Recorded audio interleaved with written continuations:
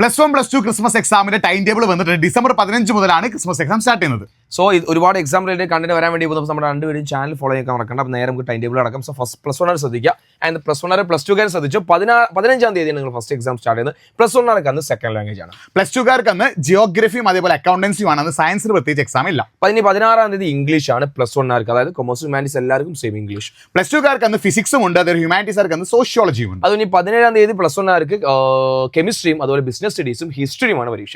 അതേ ദിവസം പിന്നെ +2 ബയോളജിയും കമ്പ്യൂട്ടർ ആപ്ലിക്കേഷനും പൊളിറ്റിക്കൽ സയൻസുമാണ് നടക്കാൻ പോകുന്നത്. 18-ാം തീയതി നടക്കാൻ വേണ്ടി പോകുന്നത് ജിയോഗ്രഫിയും അതുപോലെ അക്കൗണ്ടൻസിയും ആണ്. +2 അന്ന് മാത്സും സൈക്കോളജിയുമാണ് +2 നടക്കാൻ പോകുന്നത്. 19-ാം തീയതി +1 എക്കണോമിക്സ് ആണ്. അതേ ദിവസം ഹ്യൂമാനിറ്റീസ് ആണെങ്കിൽ സയൻസ് ആണെങ്കിൽ കൊമേഴ്സ് ആണെങ്കിൽ +2 ആണ് ഇംഗ്ലീഷ് ആണ്.